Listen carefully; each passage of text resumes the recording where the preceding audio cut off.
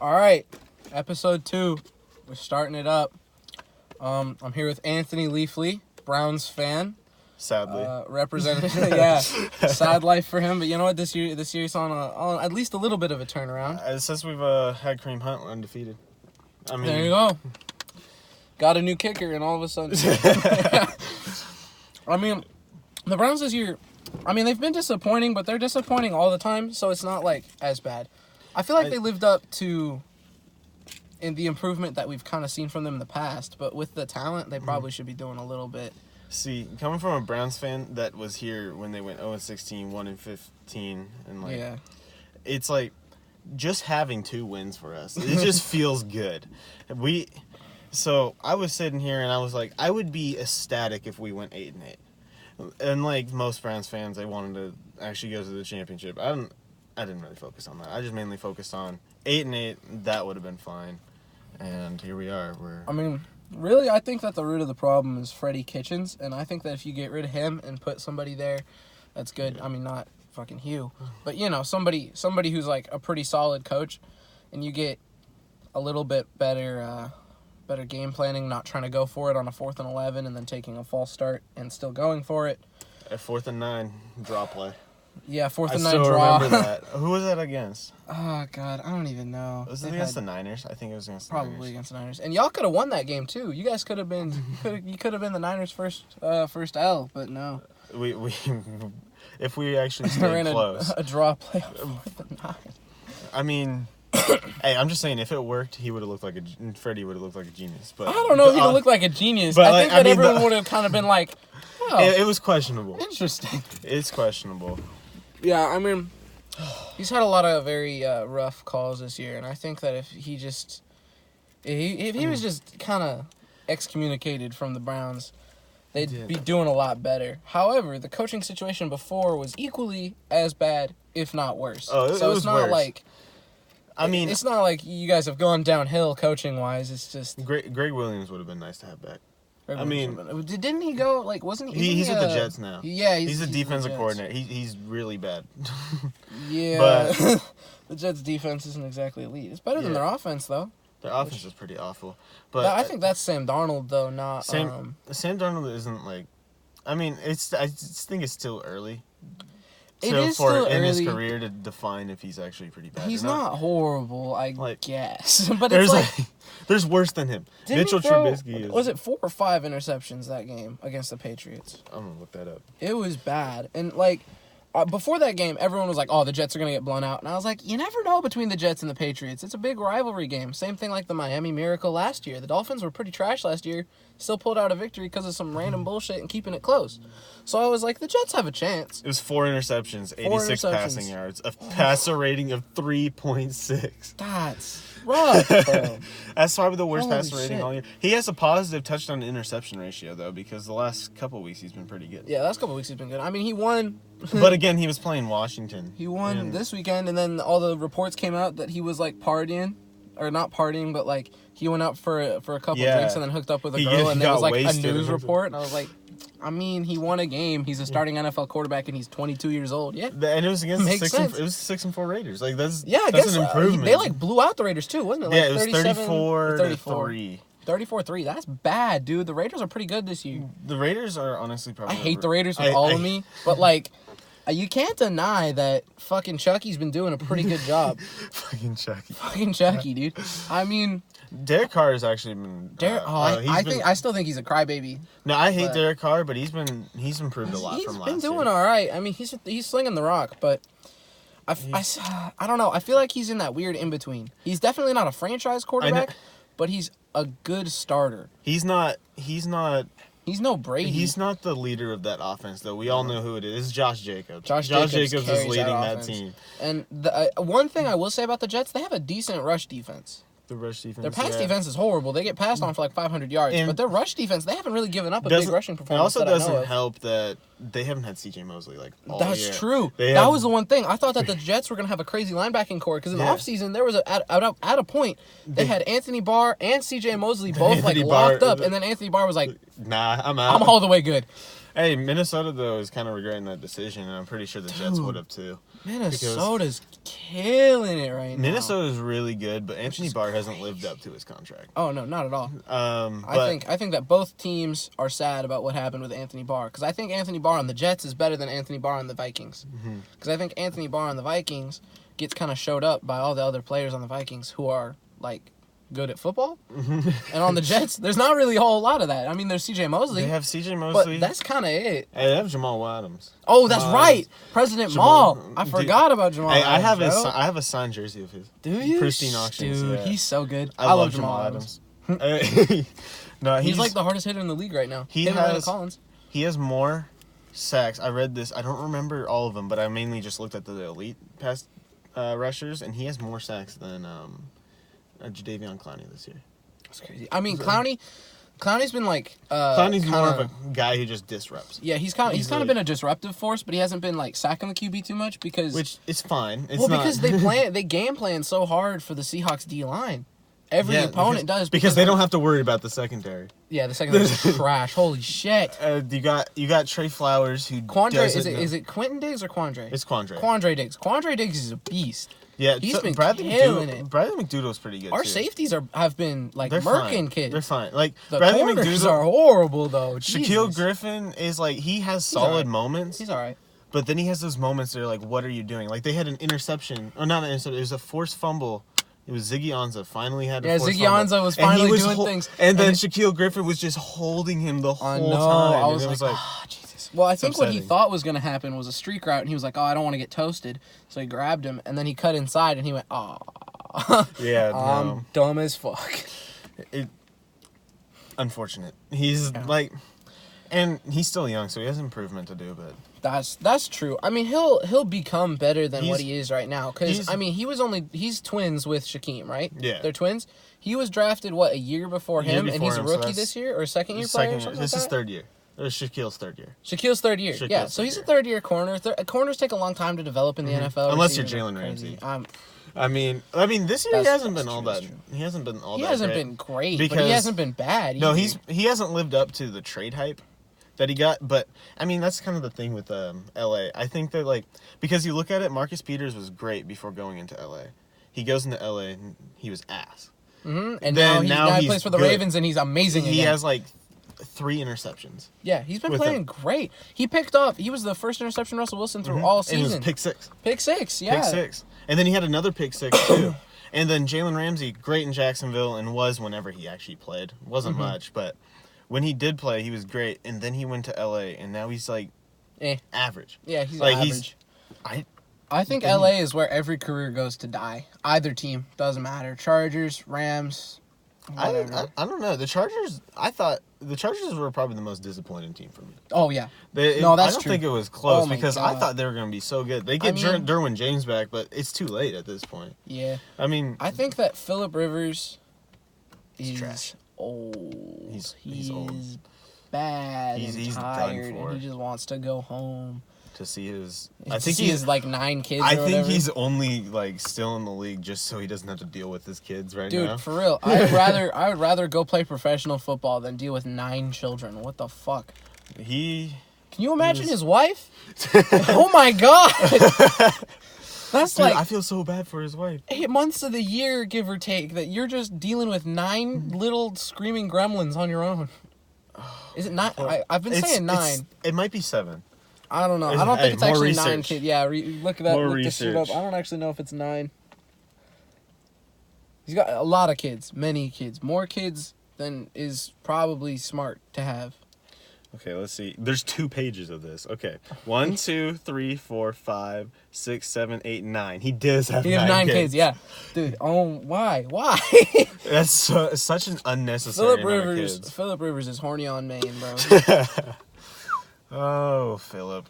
And it sucks because he was good last year. He was solid last year. I mean, he's always been consistent. Phillip Rivers has always been a very consistent quarterback. He's always been top 5 in yards. Every year, I think that I've known he's been top 5 in yards. But he's always playing really well. He is top 5 in yards this year. I think he's number 5. He's definitely top 10, but he's also number 2 in interceptions or some shit. Especially fourth quarter interceptions, he has like 3 more than every other person in the league. Hey, bold take though. Baker Mayfield's interceptions, if his receivers could catch, because that last Miami game, it was kind of behind Odell, but he could have still caught it instead of going for one-handed. If he would have had like 5 less interceptions if it wasn't for his receivers. I think that Baker Mayfield is in a bad position because he has a lot of drops going on. He has a lot of cocky receivers that lead to a lot of interceptions, and he has a really bad coach and a really bad offensive scheme. I mean, the Browns have a bad offensive line. I'd say that's a fair take. They have one good lineman. Which one? That's Joel Bentonio. Oh, Joel Bentonio. Yeah. And then everyone else. I thought they traded him. I guess no, not. they traded. I know they traded Alex Mack, and Joe Thomas obviously retired. And then they had. Why can't I think of his name? It's not Joe Tooney. Joe Tooney's never played for the Browns. Oh, what is his name? Okay, they still have J.C. Trader, who's all right. J.C. Trader's all right, yeah. But Broncos had him for a while. Is it Zeller?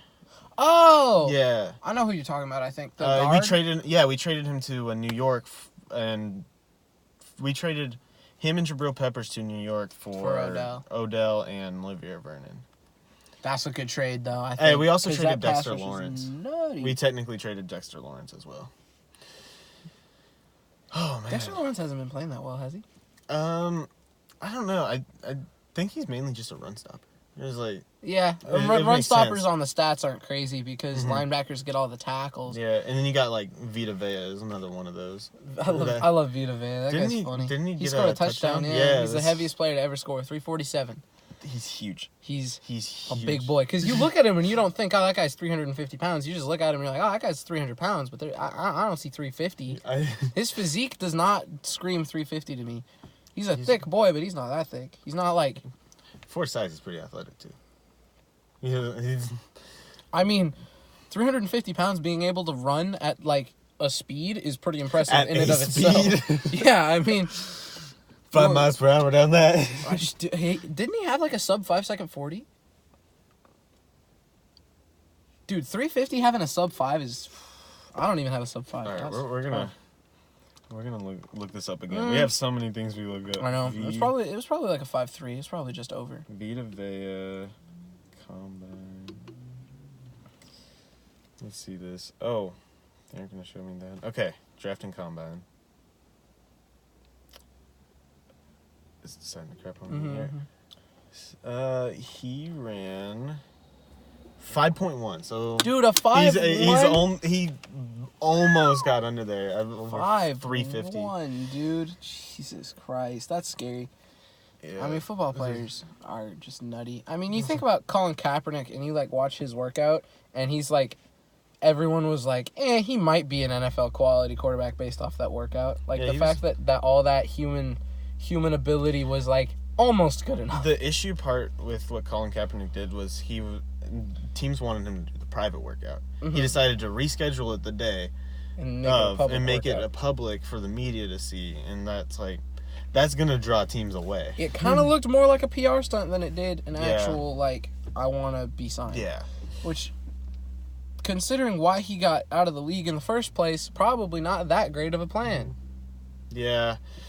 I mean, I understand what he was going for, but at the same time, it's like you didn't. I get why he made it public. I get why he made it public because he wanted to control like what was being sent out, and he didn't want the NFL to be able to like manipulate anything. Yeah, but it's also like ways. The NFL is not going to manipulate anything at this point. The NFL is kind of like, You remember when I forgot who it was for the Rams, but they did the hands up, no shoot, just on the way out of the tunnel. They stood up for the national anthem too. They just decided to do that, and then they're fine. Yeah, I'm pretty sure they probably got cut. It's possible. Also they weren't. That's the thing. Colin Kaepernick got cut not only because he was kneeling, he was also kind of bad. He was digressing pretty hard. Yeah, he was. Because the year before that, he was fine. Yeah, the year before that, he was still Colin Kaepernick. That year, it was just like all of a sudden he sucked ass, and everyone was like. I mean, I'm fine with him being a backup quarterback. I think he'd be solid as a backup quarterback. Oh yeah, I think that Seahawks should sign him as a backup. I mean, we have Geno, who's pretty good. Geno is like. Aren't we paying Geno? Not much. No, that's right. We signed him off waivers or whatever, so he's not like getting that much money. Geno Smith's solid. Geno Smith is one of the best backups in the NFL. I will only behind like Ryan Fitz. I mean, you look at it and he's never gonna play a game. Russell Wilson never. Yeah, Russell Wilson could is break the mobile his. Iron Man. He could break his fucking leg. He'd be out there. He'd be out there just standing in the pocket. Like it's the Seahawks. The Seahawks are like. The Seahawks are. I would they're say an interesting story right now. They're the third or fourth best team in the league. I agree. I mean, but also they play sometimes like the worst team in the league. They'll have moments where you're just like, how are we winning? And it sucks for Russ because his O-line sometimes just crumbles. His O-line is bad, yeah. And it's screwing him over in the MVP race right now. Mm-hmm. Because Lamar has a great O-line. And Lamar has plenty of time in the pocket, and Russ has like a second. Mm-hmm. And that's why every pass we do is rollouts. And it sucks because Russell Wilson, this is going to be like what? Like he's been runner-up so many times for MVP. He's been MVP runner-up 3 times, has it been? It's probably 3 times. He was runner-up last year. I know that. And it sucks because it's like you can't put him over Patrick Mahomes last year. No. You couldn't. And there's nobody that was going to... The people that said Drew Brees was going to win it over Patrick Mahomes were just hope springs eternal. I mean, I get it, though. I wanted Drew Brees to win MVP last year, too. But it was like, Patrick Mahomes threw 50 touchdowns. He threw 50 touchdowns. Did he have over 5K? Something like that. I thought he had like 4.8 or something. Like, he had an electric year. Patrick Mahomes had a historic year. One of the best years. I think it's like the third best statistical year of all time, only behind Brady when he set like every single offensive record, and then Peyton Manning when he broke all of those records that Tom Brady set. And Brett Favre. Brett Favre had 46 or something. No, I'm talking about Peyton Manning broke Brett Favre's. Yeah, he broke Brett Favre's record. He broke Brady's record. He broke every record. Oh man, I loved the Broncos picking him up so much. I was so happy. The only thing that made me sad was we got rid of Tebow. Tebow, you know, as returning viewers will remember, fucking love Tebow. He was my guy. Tebow. He's another situation where I think he could be a good backup, but I'm not even lying to you. When the Browns traded DeShone Kizer, I almost cried. I thought he had some potential, and now he's out of the league. Is he? I thought he was a backup for. I thought he was like a fourth string for the Packers or something. No, he got cut by the Packers in the preseason. I'm pretty sure. Didn't you guys draft him like number 1 overall? Or no, we drafted Myles Garrett, number 1 overall. And then we drafted, David Njoku, Jabril Peppers, then DeShone Kizer. Okay. What are your thoughts on the Myles Garrett situation? Listen, as a Browns fan, as a Browns fan, I don't. If he were to drop the helmet, then took a swing at Mason, I would have been perfectly 100% behind that, because Mason Rudolph, the fight was broken up. Yeah. David DeCastro broke it up. Mason Rudolph decided to go in there. But Miles grabbing the helmet, then whacking with it. That's the issue. It's pretty bad. He drops the helmet, punches him, 100% behind that. That's if he drops the helmet and punches him, then it's all on Mason. Yeah, it's just a fine. But the helmet is the helmet. That's especially because of the historical, like Lyle Alzado doing that against fucking whatever team it was. So it's like, and then the FIU Miami. Yeah, like all that. It's just not. There's no room for it. Like, yeah, I mean, they're probably gonna remove the indefinite suspension. They basically or whatever. So the recent report is that Myles Garrett's gonna get just this year. And if he cooperates in the offseason with the NFL, he's gonna get nothing next year. That's what I would have done. Is like have the threat of being like you're suspended forever, and then be like actually no, it's just a year. But like we wanted to make sure that. I don't know. It's kind of hard because you look at other assault cases. I know this was on the field or whatever. You look at other assault cases like Kareem Hunt, he got 8 games. You look at Ray Rice, he was supposed to get 8 games, but he just got cut because he was bad. Yeah. But I don't know. But he's basically gonna get 8 games. He has 6 games, essentially, right? And then if they make the playoffs, which they're only a game behind the wild card, just gonna put that. Browns could make the playoffs this year. I think it's possible for the first time since one hit wonder Madden cover boy. I forget his name right now. Peyton Hillis. Peyton Hillis, that's his name. No, they didn't even make the playoffs then. Did they? They went 10-6. They went 10-6, but they missed the playoffs. They missed the playoffs. Oh my god! At 10, that's tough. Dude, they gotta. I don't necessarily remember if I was there yet. I was there. No, I was there in 2012 because of Trent Richardson going there, and then ever since I've just they've grown on me. Oof, what a story that guy is. you look at Trent Richardson and yes, he was an NFL bust. I was watching this guy named Flemo Raps. Flemo Raps. Yeah, and he had a explanation on the Myles Garrett situation, but he talked about how Josh Gordon, how he got addicted, and it doesn't change the fact, but it gives you a different perspective. And how they mentioned Trent Richardson into that, and how his families were using all his resources that the Browns were giving him, so it just kind of made him like lazy or whatever, because he wasn't getting any of it. So he thought he was playing for nothing. Makes sense.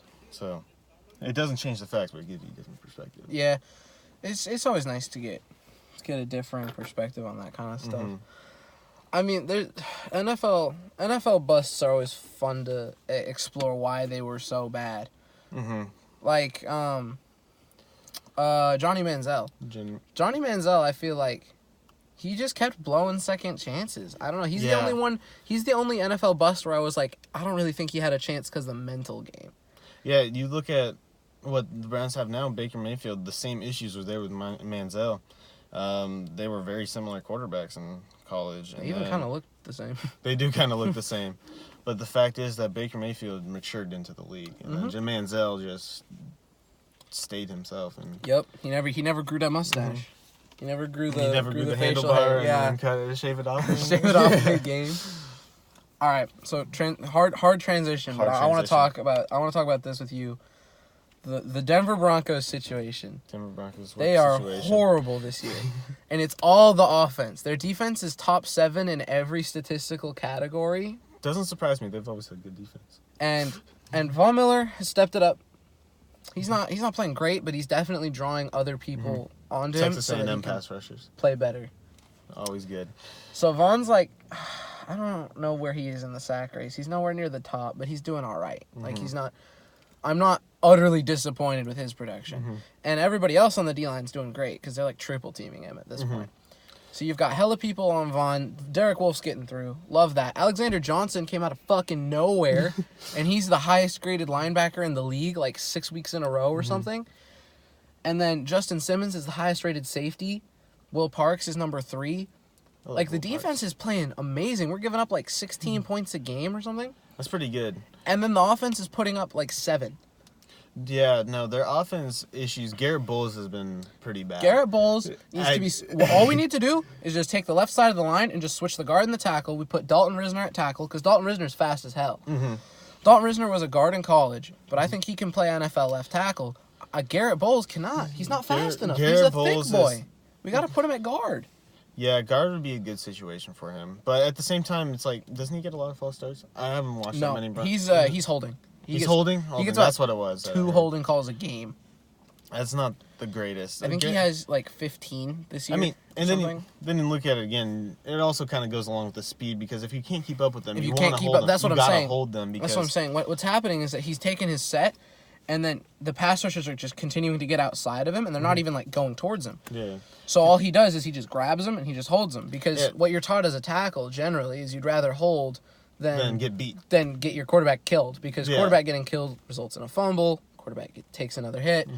So if you see them going straight for your quarterback, just take the holding call because it's you're still going to lose about the same amount of yards and your quarterback's not going to die. Yeah, and then also you look at it. Sometimes they don't call it, and sometimes they don't call it. Yeah, and then there you go. You got away with it. But but at the same time, if you move them to guard, you don't necessarily need all that speed as much. Exactly. That's why you move him to guard. It's more for the run game. Because that way we can put Risner at tackle. Risner's pretty fast. He's the guy we drafted right before Drew Lock. Did he go from TCU? Or I think he went to a... No. Maybe? I don't really remember. I think it was a purple team. I think it was 2, but I don't really remember. I wasn't paying that much attention to Dalton Risner in the draft. I wanted us to get the other offensive lineman that was like around there. Was it the guy from No, you drafted him way before that. I can't remember. Never mind. It doesn't really matter. There was just another alignment that I wanted, but then I kind of moved on to the Dalton Risner trade. Oh, was it Jawan Taylor? Yeah, I wanted Jawan Taylor's been pretty solid for Jacksonville. Yeah. We needed a lot of linemen in that draft, so I was like scouting everybody. But like the main thing that I was like looking at is how absolutely abysmal the quarterback is. No matter who's behind that line, they all play terribly. I mean, Brandon Allen. Allen against Cleveland was the white Lamar Jackson. Oh my god. He just ran all over the field. He ran all over the let field, him, but though. he's still so bad. He's so so bad. And like Drew Lock is a rookie drafted in the second round, and we're gonna start him his rookie year. That does not happen very often. And generally when it happens, it's not a great situation. And it's not like Joe Flacco was great. It's not like I'm pining for Joe Flacco to be back. He was horrible. He was bad too. He had like a 99.3 QBR, and he had like 60 yards passing. Like his quarterback rating was great. It was like number 4 in the league, but his passing yards was like 26th or something. Yeah, I don't know about you, but I've always been a fan. I know it's kind of weird. I'm wearing a Virginia Tech, but my grandpa played O-line for Oregon, so I've always been a Royce Freeman fan. I love Royce Freeman. And I love Royce Freeman, and last year, I was pissed when they started Philip Lindsay over him. But now, aren't they incorporating both of them now? They get about equal carries. I think it's like 51% to Royce Freeman. Because Royce Freeman is kind of the workhorse, and Philip Lindsay's the explosive back. So Philip Lindsay puts up more stats, even though he gets less carries. Which honestly, I'm fine with. I don't care. I love Philip Lindsay because I'm a big CU guy, right? So Philip Lindsay, I've been watching him since he was a true freshman with the Buffs, and I thought he was great ever since then. Him and Laviska Shenault and fucking that they got a Latino quarterback. I forget his name right now. I like him too, though. He was senior this year. I think he was gonna get drafted at like way later, and I always loved like all the CU guys that got into the league. Laviska Shenault looks like he's gonna be a top 10 pick this year, by the way. Wide receiver? Oh, wide receiver? Okay, he's big as hell. He might get moved to tight end. He's like 6'4". I don't know. DK Metcalf and Julio Jones weren't moved to tight end. DK and Julio, they weren't moved to tight end. He's a similar receiver to them. He's huge. He's aggressive, and he's not that fast. I'm just saying, DK could end up being a lot like Julio if he gets his route running down. He needs to get his route running down, and he needs to cut the drops. Yeah, that's all he needs. Yeah. And then he's an elite wide receiver because he's already.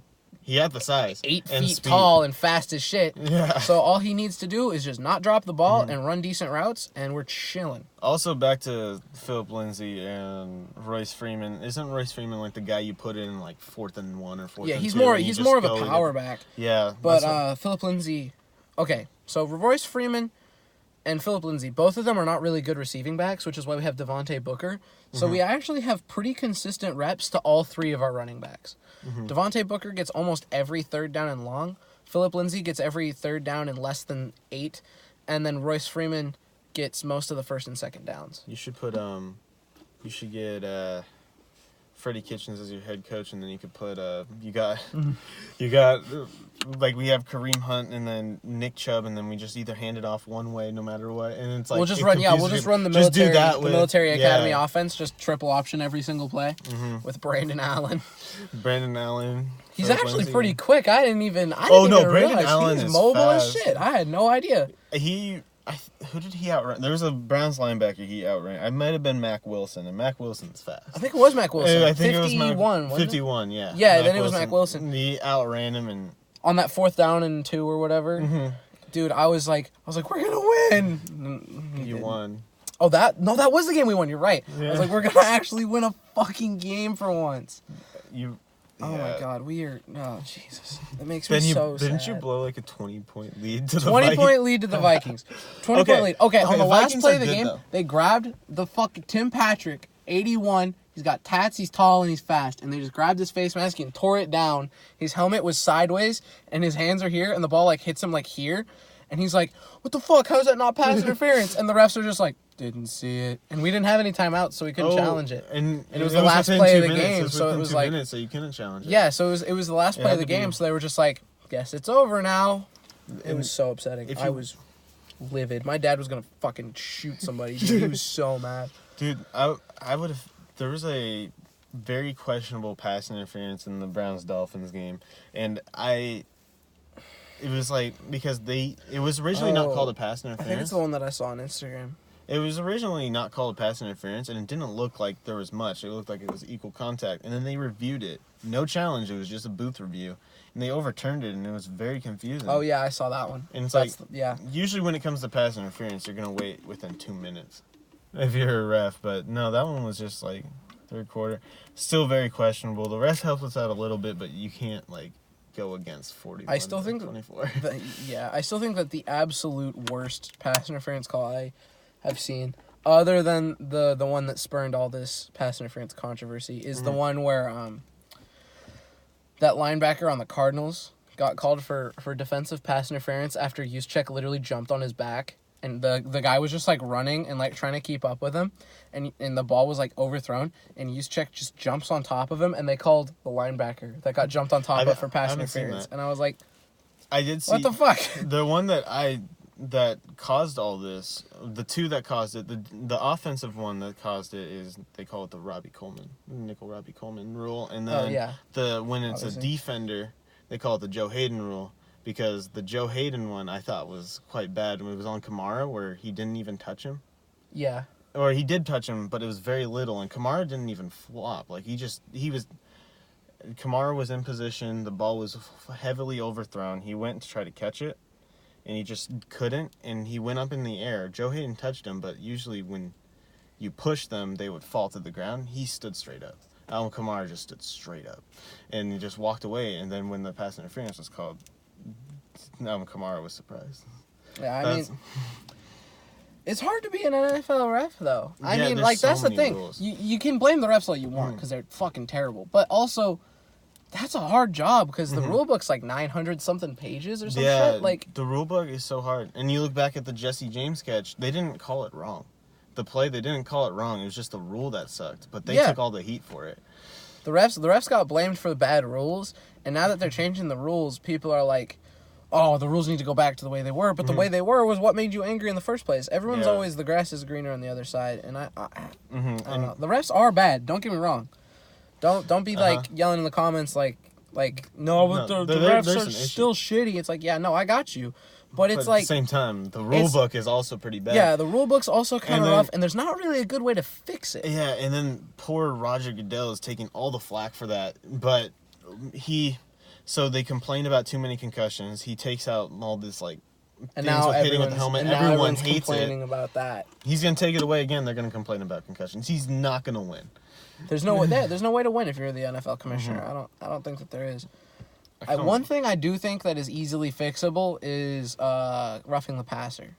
Oh yeah. I think that they should remove roughing the passer as a penalty entirely. The only way that you can rough the passer is if it's a late hit. If the ball is no longer in their hands, then it's roughing the passer. That's it. Go back to that one. Or if there's like something very unnecessary. So let's say you wrap him up, and then you could easily just take him down. Instead, you just decide to throw him. Then I think that's just like an unsportsmanlike conduct. Yeah, if it's something that you'd call if it was anywhere on the field, then yeah, obviously call it. Yeah, I see. But if it's just like I'm calling this because you did it to a quarterback, that's bullshit. Quarterbacks deserve nothing. Dude, it's upsetting because like the quarterbacks, like Aaron Rodgers broke his collarbone, and that's the reason why they have all this now. But that wasn't even a penalty. Was it? No, they didn't call it a penalty. That's why they made the rule.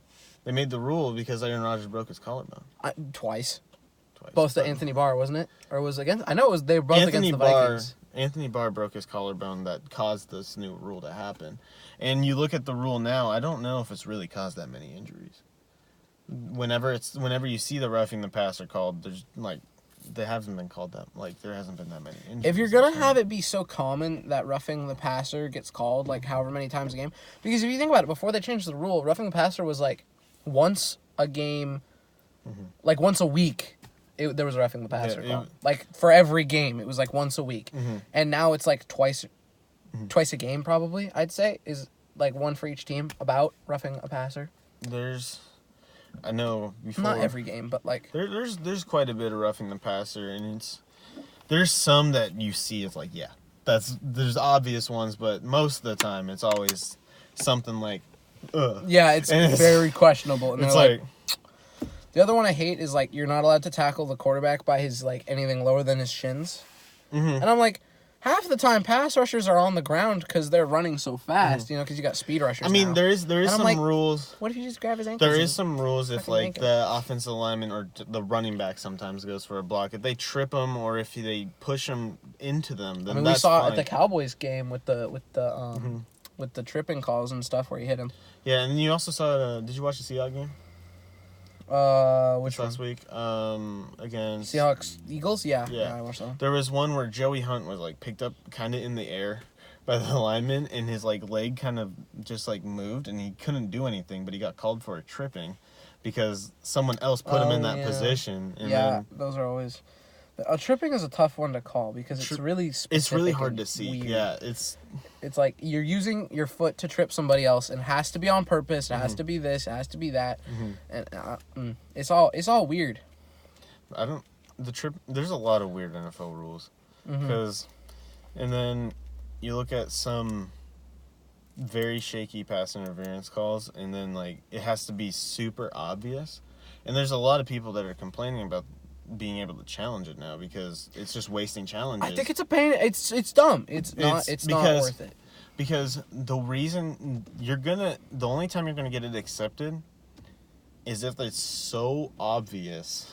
Yeah, if it's like the Nickel Robbie Coleman. If fucking Stevie Wonder could have called that pass interference call and been confident in it, then it'll get overturned. But besides generally, that, no. Refs just have too much fucking pride. I'm pretty sure it's only happened 3 times. Like it's been overturned like 3 times. Yeah, I think it's around that time. And then every time it goes to the booth, though, it seems like it gets overturned. Because it's the refs doing it. And I think it's all about pride. I think that the refs don't want to overturn it because they're too proud. They're like no, I stand by what I called, and I know I'm right. But and then you look at the other side of it, and it's like these coaches are throwing challenges at pass interference that should not be challenged. Yeah, that's the other thing. They're kind of overdoing it. And I think that they shouldn't take away reviewing pass interference, but I definitely think they should take away the challenge for it. Because if you review it in the booth, that's fine. Because I feel like that one in the NFC Championship that like spurned all this.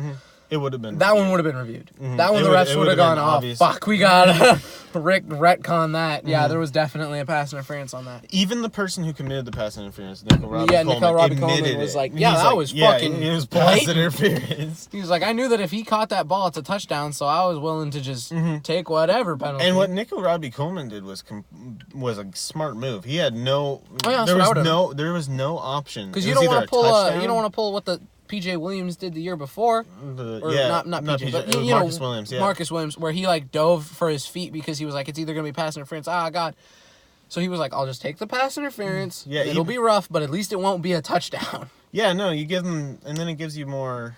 Like you could hold them to a field goal, and then you could go back down the field and get a field goal, and you're fine. You're winning. Yeah, there's other options. And what I stand by what Nickel Robbie Coleman did. Yeah, that's good football. It was good. It was a very smart play of his part, especially since it ended up not being called. Yeah. It's a shame. But even after that play, he was like, "All right, time to line up here," and then like the rest were like, "No, you're good. Yeah." I'm pretty sure everyone on that Rams defense was running back that way, and then they're like, "Oh, not called. Run back that way." It's like, "Oh, never mind. Shut." Yeah. Last year's playoffs had a lot of shit going on. I mean, you've got the what a lot of people call the most boring Super Bowl in history. I actually thought it was pretty. I was. If you look at it as a defensive standpoint, I thought it was very entertaining. I thought it was pretty entertaining too, but I feel like it's only entertaining to like people who are like big football fans. Like people who've been watching football all their life were like, that was a good game of football. That was cool. That was old fashioned. That was great. And everyone who just watches the Super Bowl as like the only football game they watch all year was kind of like, oh, that shit sucked. That or the people that just love offense. Yeah, AKA Kansas City fans. Yeah, KC fans. Kansas City fans, specifically that year. Jesus. I didn't think it was that bad of a Super Bowl. I mean, you look at 13-3, and it's like, yeah, there was a lot of punting going on, but that was just good defense. Yeah, there was a lot of punting, a lot of turnovers, a lot of like it was just it was a pretty interesting Super Bowl in my opinion. I don't know. I know that the situation that got all of the, like, both of those teams to that Super Bowl were kind of fucked, but I feel like they were who deserved to go to the Super Bowl that year. Maybe KC over the Patriots, but... I mean, you can make your argument for the Saints over the Rams, but at the same time, I thought the Rams were really good that year. Yeah. The Rams were really, really good that year. I feel like they were one of the biggest one-hit wonders I've ever seen, almost as much as the 2017 Eagles. I remember, remember when they got eliminated by the Falcons the year before? They were like... Sean long time McVay's ago. first year. Oh, yeah. I do remember that. Wasn't that the game that Julio had like 150 yards catching or something? At least. It's Julio we're talking. That's true. I mean, Dude. didn't he have like... He had like 350 one year. Or one game. He had 301, and Matt Ryan had over 500. Yeah, that's what it was. And it was... Crazy. That was the first time I watched a quarterback throw for 500 yards. Dude, Matt Ryan's pretty good, but he's more like... He has these interceptions that are crazy because he's a gunslinger. He just... Matty throws- Ice, dude. Ice in his veins, and sometimes ice in your veins means you throw a couple of interceptions. Yeah, it's fun. It's fun. Yeah, Happens. it's It all right. happens. It's all right. 'cause then you- I'd love to have Matt Ryan on my team. Oh my God, in for general. real. If we had signed Matt Ryan instead of Joe Flacco, at least the Or slow trade white for him, yeah. yeah, at least the slow white dude in our backfield would be accurate. Instead Hey. we have Joe Flacco just getting sacked Hey. and being like, "Why I don't- didn't you block?" Did Baltimore draft Joe Flacco over Matt Ryan, or was Matt Ryan drafted first? I don't know. My Hey, they football came in the knowledge same doesn't draft. quite go back that far. Oh, dude, my football knowledge from a while ago sucks. My old football knowledge mostly is only old Broncos players that my dad told me about. So Yeah, I used to always just focus on the Browns, and that was it. I mean, I did used to like the Falcons as well. I used to have two teams, one in the AFC, one in the NFC, but the Falcons just kind of fell. yeah, They just kind of fell for they're me. kind of boring right now, honestly. Yeah. Like they have a lot of dynamic players, but they're very cowboy-esque right now. They're very 8-8, Mhm. bad coaching. Dan Quinn was very smart about he's not going to get fired this offseason, but he's going to keep his job for the rest of the year because he decided to change the defensive play calling to someone else, and then they won 2 games. Yeah, I think that the smartest coaching decision he's made all year was to just stop coaching the defense. Yeah. He was like, you know what? I'm bad at this. I'm going to just stop doing it. One player I want to focus on the Falcons defense who hasn't played much this year is Keanu Neal. Keanu You know, Neal. Oh I my love God. that The guy. guy who got flagged after his season-ending injury for unsportsmanlike. Because he took his helmet off on the field. They're like, That's- unsportsmanlike conduct? Dude. Which is technically following the rules, but it's at also... the same time, like, Unsportsmanlike conduct is one of the penalties was- that's within the ref's discretion. You don't have Yeah. to call it on the guy whose fucking season just ended. or the time when Zach Miller broke his leg and he had the touchdown, but they took it away from him because he focused on his leg and just like dropped the ball, and he's like, but he he caught it. Yeah, it 2 was, feet. It was technically a catch. It was And technically a I'd catch. count breaking your leg as a football move. I I mean, if we're it happened operating on the under field. under the Des rules where it's like, well, it's a football move. He broke his fucking leg. That's Just pretty dude, football. The whole part of the whole is it a football move is very weird. It's really up to the ref's discretion. And honestly, refs are fucking cold-blooded for not giving Zach Miller that tutty. I didn't Dude, know that- about that. I knew that he fucked up his leg really bad. I didn't Yeah, know that he- they didn't give him the touchdown. I really thought they did. No, they didn't give him the touchdown, that's brutal. and then they lost because of it. Dude, Golly. you know how that was such a dick move. by the Oh rest my of God! What if he feels like horrible about it and he's just like, I'm sorry. it. I might have Probably to have my. not though. Probably not though. I feel Apparently, like he's walking fine now. Zach Miller. Mm-hmm. Yeah, I listened to a podcast with him from a while ago. Or not a podcast. I watched like an interview with him. Apparently, he's like fully recovered. Yeah, he's Like, not he's going back fine. into football. I don't Hell think. no. I wouldn't if I was him. He was like, I told my wife that I was thinking about coming back to football and maybe starting in the CFL, and she said, "No, you're not doing that. Yeah. Thank you." So I get he's probably not. Yeah. He's probably done. I mean, And then- he made a lot of money, became a legend, and then shattered everything in his leg and left. Yeah, and then you got someone like Ryan Shazier who wants to get back in. Shaz, I think he will get back in. He will. I think one day. I think he'll return to football because the Steelers are going to keep him on. Honestly, the Steelers are going to keep him on the roster till he's back. Not only because it's like the good guy thing to do, and this is a Steelers family or whatever thing He that was they say. really good. He's also He's really very good good. at middle linebacker, He's. and he's mean- their only hope at middle linebacker. I mean, Devin Bush is smaller. You can move him to safety if you wanted to. well, don't they I'm- run a 3-4? Just have 2 middle linebackers and just drop one of 3-4. I the thought whoever that- else it is. Let me think. They have Cam Hayward. Then you got Cam TJ Hayward's Watt. definitely a big boy. He's up in the middle. No, I'm trying to think of like the 3-4 or 4-3. Yeah, that's what I'm Yeah, saying. Because he plays end. He's listed as an end, so I think they have a 3-4. I only know that because of Madden, but they have. I think they run a 3-4 because I used to play as them 2 years ago, and they ran a 3-4. Wait, 3-4 is 3 linemen, 4 Yeah, linebackers? so that would be I D don't ends are know. bigger and less pass rushy. See Like that- Jadeveon Clowney went from outside linebacker to D end, and then actually no, he's still a D end with the Hawks. So No, they the Texans they do. switched their They defense. do. I had to think about it because Vince Williams is very weird. He's a linebacker, but he wears number 98 and he plays on the line all the time because he's. Yeah, him and Stephon Tuitt are both technically outside linebackers. Yeah, so all they do is play D end. They won the yeah. 3-4. So then, just have Shaz and Devin Bush out there. You've got so much speed at linebacker. Jesus Christ. Yeah, Ryan Shazier, wasn't he a Pro Bowler literally the year before? And He was looking like he was going to be a Pro Bowler that year, too. Yeah. Man, I miss Ryan Shazier, and that's a Browns fan because he was so fun to watch whenever we played him. He dominated us every time, but he was so fun to watch. Yeah, I mean, he was dynamic. He was like the Lamar Jackson of the defense. Sure.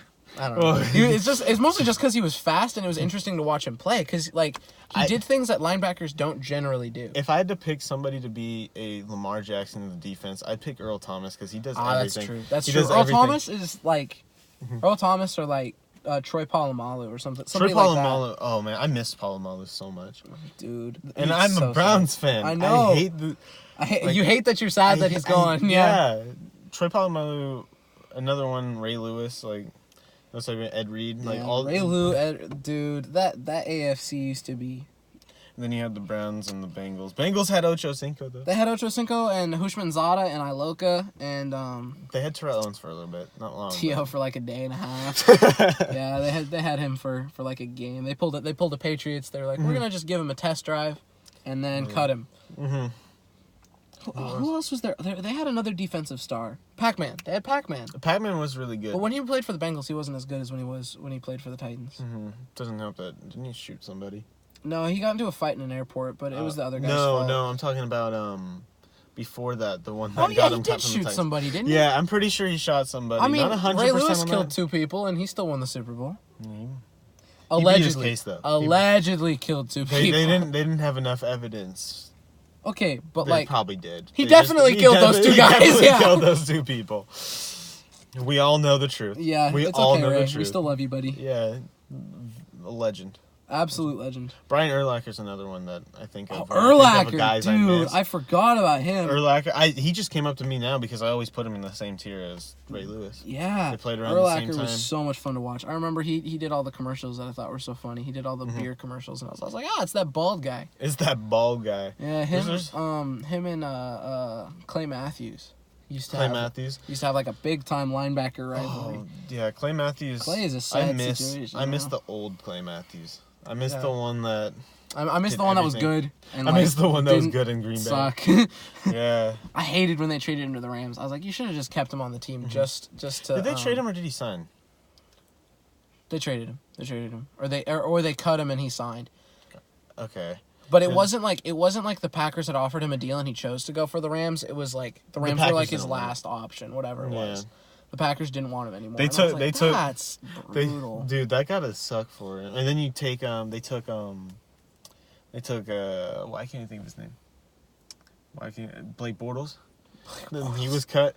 No, that's not who I was thinking of. Eric Weddle. They took 2 guys who used to be fantastic and hoped that something would happen. Eric Weddle. He was really good for the Chargers for a bunch of years. Mm-hmm. He was good for Baltimore. He was really good for the Ravens for whenever he played there. This year he's okay, but he's kind of slow because he's getting old. He's getting up there in age. He's very old. Very, very old. He's what, 32? 33 maybe. He's old for a 30s. Safety, but he's not old for like a player. He's like, I think he's 33. Yeah, that sounds right. And then like we were talking about earlier with Marcus Peters being good now, it's just I think it's the Rams secondary. It's just like you go to the Rams is fucking cursed, bro. Yeah, the Rams is fucking cursed. Watch, Jalen Ramsey's just gonna leave their ass. He's just gonna leave their ass. Jalen Ramsey has no modicum of like pride or whatever, or not pride. What is it? Fucking like loyalty or anything. He's like, oh, you guys suck now. Nah, I'm out. Bye. I'm gonna go get traded. Peace. I don't blame him if he decides to leave them because... I mean, really, he hasn't really established himself as playing for any one team because he's so young. So, and like, if I were him, I wouldn't establish myself as a Ram if the Rams are going to be a bunch of bums. Go trade yourself to the Broncos or somebody with a good defense. And then... Please trade yourself to the Broncos. Please go to the Broncos. I need one other good corner. I was on Instagram the other day, and there's all these Rams fans that just shit on Jalen Ramsey. Why? He's They just their shit best on secondary him. player. And they just, Him and Eric they're Weddle. like, they tell him that they shouldn't have traded. I get it, you shouldn't have traded your first round picks, but you got to stick up for your own team. Probably shouldn't have traded for him. And But, so, if Jalen Ramsey sees that kinds of stuff and sees that the fans don't want him anymore, He's like, I don't yeah, blame him for leaving. fans don't want me. I don't want them. Fuck you. Yeah, he's out. Shit happens like that sometimes. Dude. That's how the NFL is. I mean, why did B-Dox leave Philly? I thought he left. I might be thinking of somebody else, but I thought he went to the Broncos because the fans were like mad at him, and he was like, I play for the fans. Brian Dawkins. I just called him B-Dox as like a fucking. I haven't heard that one before. Brian Dawkins. Yeah, Weapon X. I know he. Pretty left. sure they did the. Asante Samuel had the same situation in like New England or something. It was either New England or Philadelphia. He left one for the other because of that. Fans are a big reason why you play the sport. You know, a lot of guys are there for the money. A lot of guys are there for love of the game, and a lot of guys are there because they want to be fucking famous. They want the clout, and they want the clout. And it's not like I don't blame them for that. Damn. I'm making a YouTube channel. Shit, it's not like I'm here for the money. But like you can't be in it all in for one thing, or else you're gonna be very disappointed. Unless you're just elite at getting that one thing. Especially if that one thing that you want to go for isn't working for you. Like going back to the Trent Richardson thing, his resources were taken away from his money was taken away from him by his family. He decided not to care anymore. He didn't have the love for the game like most people. Yeah, I mean, the Browns are kind of good at destroying the love of the game in players. No offense, but I mean, you got Peyton Hillis, who they were like... you got Peyton Hillis, Trent Richardson. Johnny Manziel kind of did it to himself. But it's like, I feel like there's something up in the higher-ups that's fucking with them, but I don't know who it is. The ownership hasn't been the greatest. They chose Hugh Jackson over Sean McVay. I will never let that down. Dude, imagine Sean McVay with this offense right now. Oh my God, for real, you got Nick Chubb, holy shit. I have Baker my Mayfield still on. What the fuck? Dude, for real, the talent on the Browns is like 10, I would even say 11 wins worthy. Because there's some rough spots, with good coaching, it's over. Yeah, and then they decided they were going to going in for Hugh Jackson's they were going to go in for his third year. They had a chance to get Sean McDermott from the Bills, and they didn't take it. And they had so many other options outside of fucking Hugh. And then they go in. They have a chance to get Bruce Arians, who wanted to play for them, Mike McCarthy, who's proven to be an actual solid head coach in his career. They could have gotten Arians. They didn't. If it wasn't for the Browns, Arians wouldn't be with the Bucs because it was on a. I want to say it was on a Thursday night game? No. It was on some game. He said that the only team he would go back for coaching was the Browns, but he ended up going to Tampa Bay, and then you got to have Mike McCarthy, like I said earlier, and you choose, or you could even go with Greg Williams, what you had last year. Keep Freddie at the OC and perfectly fine, but no, you went with Freddie Kitchens. And part of that was Baker Mayfield saying, "Yeah, I want Freddie Kitchens." But Baker Mayfield said he wanted Freddie Kitchens. Baker Mayfield's forgetting that fucking choice. Yeah, it's because they had a chemistry. I understand it. Okay, but at the same time, I mean, I get that, but it's you might have good chemistry with your boy from college, but he might also suck ass compared to other players in the NFL. You kind of gotta just be like, "That's tough, buddy. Bye." And you look at Freddie Kitchens and Baker Mayfield, they had chemistry. That's fine, but the time they signed Freddie Kitchens to the head coach a year ago, he was their running back coach. That's all he was a running back coach. And oh my God, it's so upsetting. That's so bad. That all those choices, and they, obviously the most famous coaching mistake in history, getting rid of Belichick. Okay, there's something about this that is untold, is that the Browns moved to Baltimore, and Belichick didn't want to be in Baltimore. That's what caused him to leave. But overall, yeah, it's still on our record. It's still on our record for letting him go, but... Stats, coach opportunities lost, many. Oh, who was the guy we... Oh, and then we had the GM, Sashi Brown. I don't know if you remember him. Saucy Brown? Sashi. Oh, Sashi Brown. Who... Oh! He left us with Myles Garrett, that David guy. Njoku, and... Yeah. He was, like, super good, wasn't he? No. He had his last year was pretty good, but he drafted Deshaun Kaiser. Oh, that guy. Okay, I was thinking of the Raiders guy that got fired. I thought he might have played for Reggie McKenzie, I think his name Yeah, is? Reggie McKenzie. He was pretty fine. fucking good. He was pretty good. And then they fired him because they were like, well, we need to fire somebody and we can't fire the owner. That's not how things work. Mm-hmm. Their owner's the issue there. Oh my god, he looks like Chucky got thrown in a microwave. He looks like you just put John Gruden in the fucking microwave. It really does. Look at him, dude. He looks like John Gruden with radiation poisoning. It's not good. He's got like I can't even describe it. You just gotta see him. It looks like he has pitch black eyes sometimes. Yeah. Like like bad. the cartoons. He's got evil in him. You know the cartoons when they just have the dot eyes? That's their fucking owner. Yeah. I don't know his name. It's something. It's not Ron Davis. I don't know. Something Davis. Because it's the kid of other Davis that was really good, but I don't like him because he's a Raider. The Broncos ownership is basically just Elway at this point, which Who is likes crazy. his tall quarterbacks, tall white quarterbacks that can throw it far. Should have got and he didn't get Josh Allen. And we didn't get Josh Allen. Out of all the quarterbacks. Oh my god, you don't even understand. I was like, it's a tall white guy. It's Finally, a John we're gonna fucking draft him, and he's mobile. This is gonna be great. And then they were like, I don't like the mobility on yeah, this no, kid. he moves too fast. But I mean, Josh Allen isn't the greatest quarterback in the world, but he's better than what you goddamn have. Flacco and Brandon Allen. But, Jesus Christ, our entire quarterback core sounds like the lineup that works at Walmart. I'm Drew Lock. I'll be helping you today. I wish we got what is it? Fucking Dallas's brother. Dallas's brother? Oh god. The guy who was like really big back in Tyree the Jackson? day.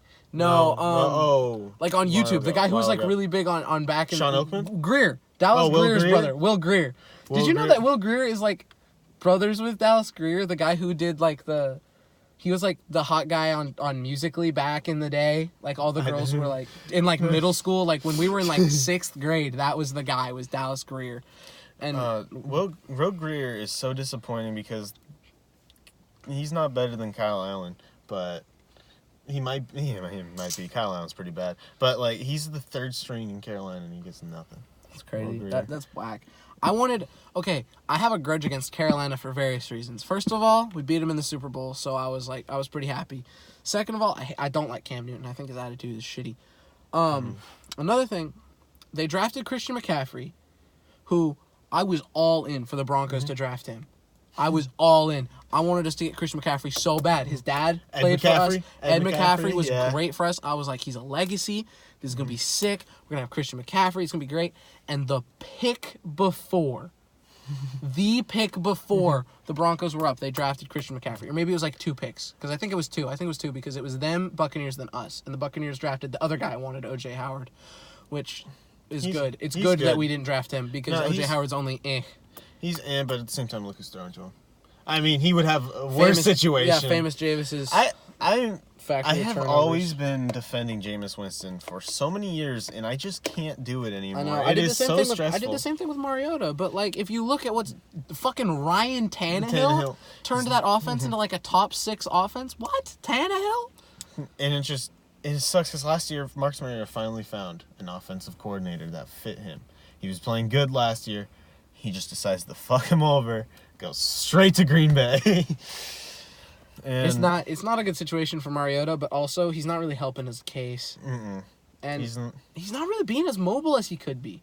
Yeah, that's the other thing. He also I feel has like he's had not a lot of using injuries. his Yeah, speed. he hasn't had a lot of injuries in his past true. year. I mean, it's not that I blame him necessarily for not really using his speed. It's just like disappointing. Yeah, it's kind of like damn. Like Brandon Allen uses his speed. It's kind of all he has. But like he's. At least he's utilizing his tools. At least he's like, well, I can't throw the ball and I can't make good choices, so I'm just going to run like crazy. Also going back to that Christian McCaffrey draft, the running backs in that draft. Holy shit. I know. Wasn't it? Leonard Fournette was drafted. Leonard Fournette Fournette was the first one. He was like 2nd overall or 3rd overall or something. He was 4th overall. And another thing about Leonard Fournette, I will defend him because no matter what, his yards per carry is like one of the worst in the league. But he's always in on that like 4th and 2 and gets it every single time. He's in 3rd and 3. He's always always good gets at getting the necessary He's yards. getting He might the not necessary- be ripping off like 7-yard runs over and over again, but he gets the big gains and he gets exactly what he needs. Because you'll see him go for like the 4-yard carries. They need 4 yards, 4th and 4 in a crucial situation. He averages like 2 yards per carry. But that's fine when the 2 yards are 4th and 2. And you get that first down. I would rather have a guy who's averaging 2 yards per carry. But getting every single necessary 2-yard gain. And then that 2-yard gain is what you need in the clutch. Then I'd rather have that than a guy who averages like 5 yards per carry on like... But gets blown up on 4th and 1. Mm-hmm. Yeah. I mean, that's kind of why we have Royce Freeman and Phillip Lindsay for the Broncos, because Phillip Lindsay is a big play potential. He is explosive.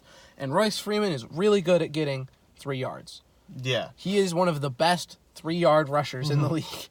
Hey, Nick Chubb. And Nick Chubb. Dude, Nick Chubb's been a fucking beast. He's their offense. Nick Chubb and Bradley Chubb, man. Both beasts with the same last name.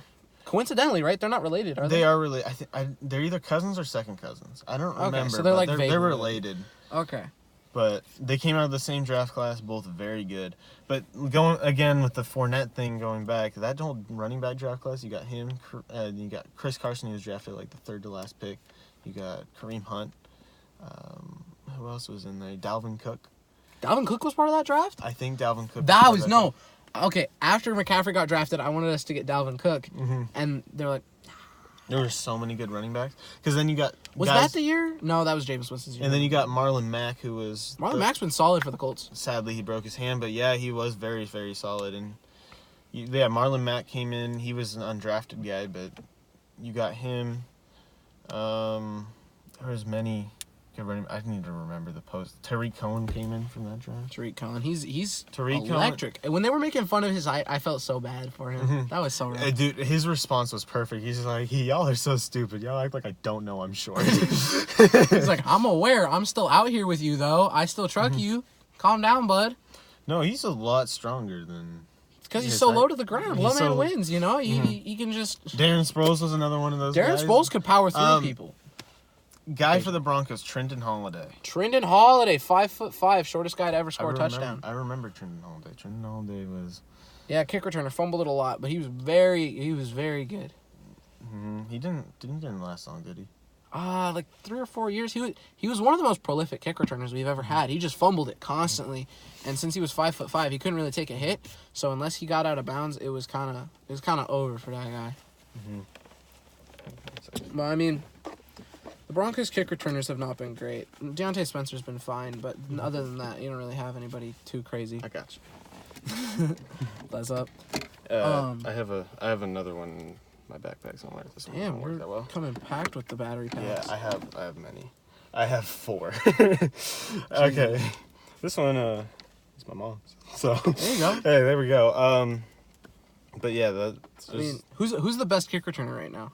Best kick returner? I think it's tough because a lot of the kick returners are like they switch. No names. They're just like they just arrive and you're like, oh, this guy's an absolute monster. I bet you never heard of the Browns kick returner Tavere Thomas. No, I thought it was Sheehy Giuseppe. I thought it was going to be him, but he's still on the team though, right? No, he got cut preseason. Really? He's going in the XFL. That's crazy. He had such a good story though. I really think that the Browns should have kept him just for the story because it brought him a lot of good publicity. Yeah, it did. But so was when they were on Hard Knocks, they had a guy named, they called him Juice, I think. There's a tight end. Oh, yeah. Yeah, then they cut him too. They always cut the guys that are fan favorites. Yeah, they'll all play for the XFL. Okay, going back, best kick returner. I mean, does Tyreek Hill still return? Occasionally, but normally they give it to McCole Hardman. Because McCole Hardman's like just as fast and less valuable. It's so true. They're just like, yeah, sure, you can do it. Okay, not just as fast. He's slower. He's a little bit slow. Tyreek Hill is ridiculously fast. He ran all the way to the end zone. Yeah, with Damian Williams, who is fast, who's like a quick running back. De'Anthony Thomas played pretty good as a returner for the Ravens last night. Is he out of the league? No, he's with the Ravens now. Okay. They picked him up. Oh, that's who that was. I saw him returning kicks, and I was like, Yeah. "Who is this Thomas guy? That's Yeah, not he's- DeAnthony Thomas." No, It DeAnthony is Thomas. DeAnthony It is Thomas. DeAnthony Thomas. I remember him in Him for college. Oregon, he was right? so good. He played Yeah, for he was Oregon. running back. Yes, He was a running back for Oregon. I remember that. He was I have crazy. 2 of his jerseys, number 6. I remember using him in Madden 16 when he used to play for the Chiefs, and he was like the budget guy because he had 97 speed as like so a fast. 74. I'll never forget. It was Tyreek Hill's first kick return. DeAnthony Thomas went over and they had the high five, very famous high five. Yeah. I'll never forget that. That was a very cool Was it moment. against even though Was I it against dislike the Patriots? Chiefs. Yes, because It that's was? who they played in the opener. Mm-hmm. And Kareem Hunt Hunt had like 159 yards or Yeah, something. he led the league in rushing that year, but he fumbled it. The very first play. Yes, Then he his came first back. play was a fumble, and then he came back and rushed for 160 yards, and then he was the leading rusher in the league, and a pretty good kicker. Got kicked out of the league for it, but it's fine. He's back now. He's on. He's on I the remember Browns. there was something. It was my math teacher, not my math teacher, my English teacher who used to play, not in the NFL, but it was like some weird London thing, London Monarchs. Hugh Jackson was his coach. Oh, Anyways, so he was telling me that Kareem Hunt, he watched the video multiple times because he was a Chiefs fan, and he said that he didn't see a guy with an abuse problem. He saw a guy with an alcohol problem. Because you could tell he was completely wasted in that video. Yeah, but, like reading the articles, all the articles that were like posted about it. Apparently, so was she.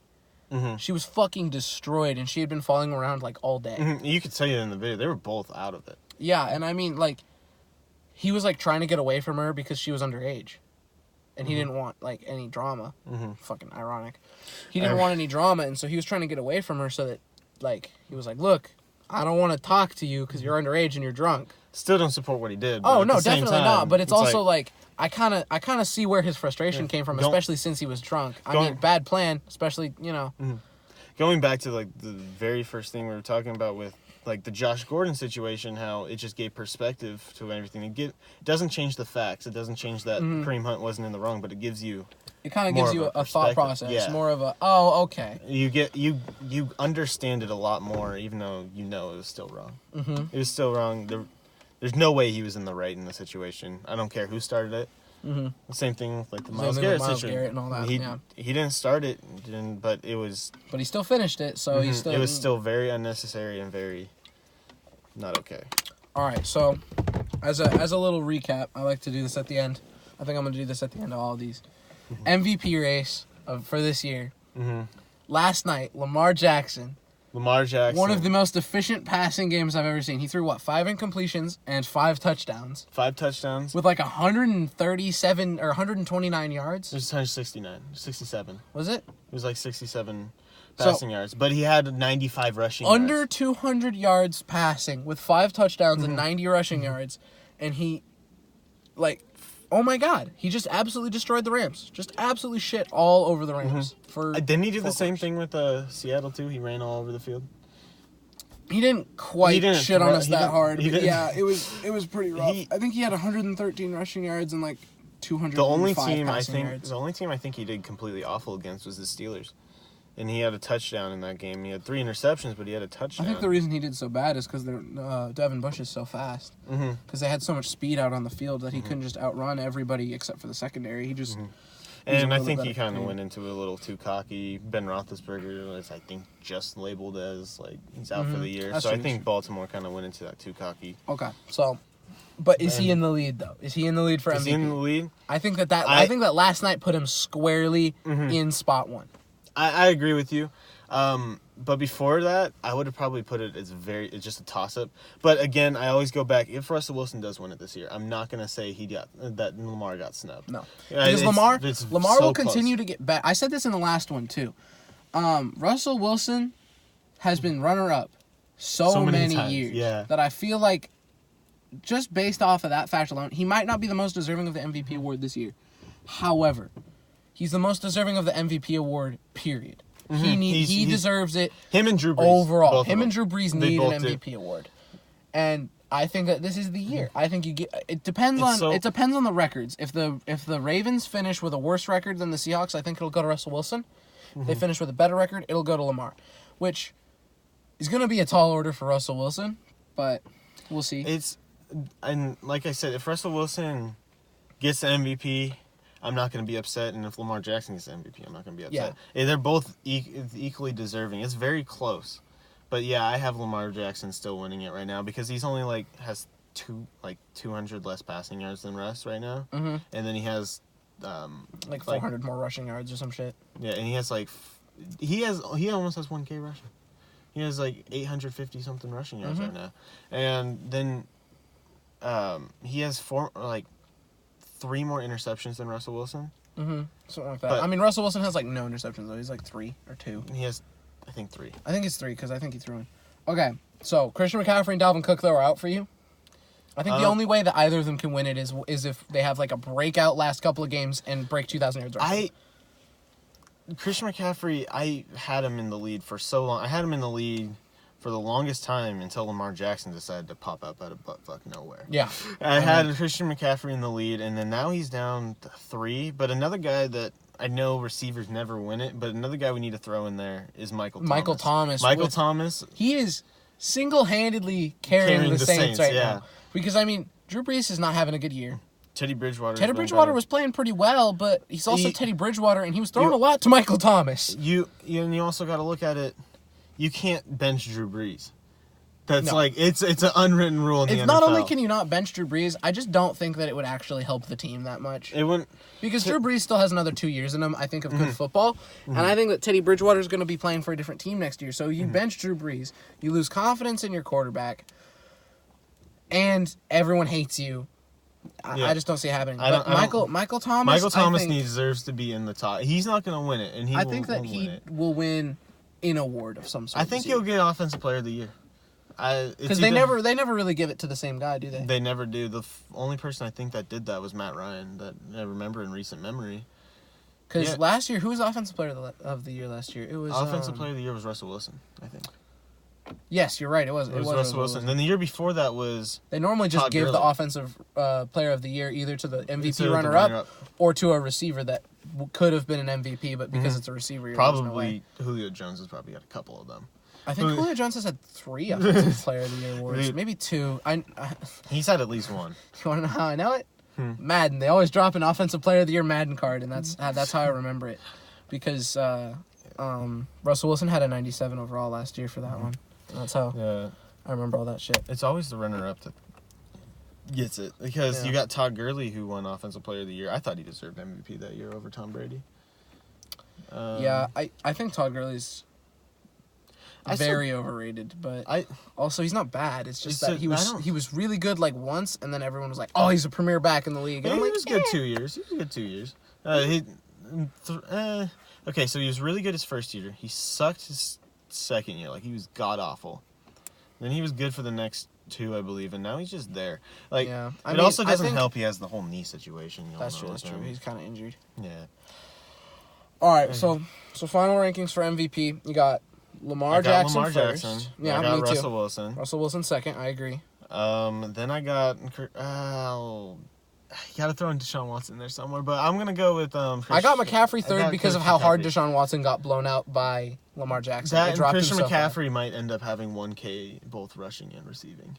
I think he will. I think he might break the record. So we got Christian McCaffrey, and then I'm gonna put Michael Thomas at 4. I'm putting Dalvin at 4 and Michael at 5. I don't blame you. That can switch. Dalvin Cook is barely above Michael Thomas, only because I think Dalvin Cook has a decent shot at breaking 2,000 yards rushing if he can have a couple breakout games.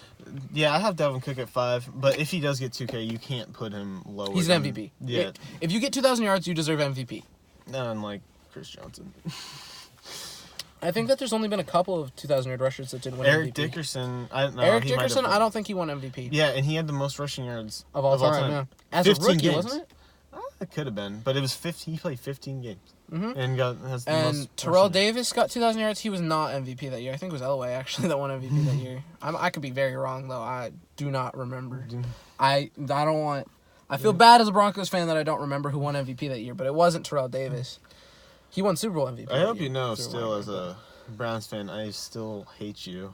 Yeah, for taking away the cardiac kids and all that. I guess the cardiac kids were before that, but yeah, no. The fumble. Fumble, the drive. In the AFC Championship. What was that, on the 2 or the 1 yard line? The drive started at the 1, so that's where the fumble was, yeah. So, yeah, it was a 99 yards, exactly how long it needed to be, score a touchdown. I still hate the Jaguars because they took us out of the playoffs when we went 14-1. The Jaguars are a team that I don't hate for some reason. I guess I don't hate them that much, but like I definitely if the Jaguars are playing a team that I don't already hate, I definitely cheer against whoever that is. It's weird. So as a Browns fan, if the Browns didn't exist, I'd probably be a Falcons fan still, because obviously, and then it would probably be Jaguars third. I don't know why. I really like their logo. I do like Gardner Minshew a lot. That's I what do I want like the Gardner Broncos to Minshew. pick up in the offseason. Is Gardner Minshew, and then have a Gardner quarterback Minshew. battle, and then just trade whoever loses the quarterback battle between Drew Lock and Gardner Minshew. Because I actually am pretty up on Drew Lock. I thought he was really good in college. Drew Lock was the guy I thought was gonna. I had him as my number 1 quarterback. I know it was false. Drew Lock but was I like, Mizzou, right? Yeah. Yeah. And then Will Greer did Will Greer go to VTech? no. He went to West Virginia. Oh God, yeah, that's right. Oh God, I was trying to think. Jarrett Stidham went to Auburn. The last quarterback that went to Virginia Tech that's in the NFL, I think, is Tyrod Taylor. Is he in the NFL? Yeah, he's the backup for the Chargers. They should start him. Yes. Tyrod Taylor is actually pretty good. I actually really like Tyrod Taylor. I like Tyrod Taylor too, but it sucked when he was in Cleveland because he had so much pressure going on him. Because you had the Baker Mayfield, the first overall pick, and Yeah, it was a rough situation. oh, Boys, I think I'm gonna call it here, because it's been a fat minute. But so Lamar Jackson still is number 1 in MVP. That hasn't changed. I don't think it's gonna change. We're still gonna talk about it though, because shit's interesting to talk about.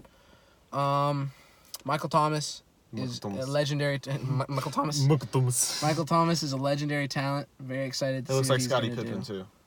He looks like a horse. He does a little bit. He's kind of an ugly dude, but you know what? He's not a good looking. He balls out, and then that's what matters. And then Julio's not a good looking dude either. yeah, and then third and final, best running back in the league is Christian McCaffrey.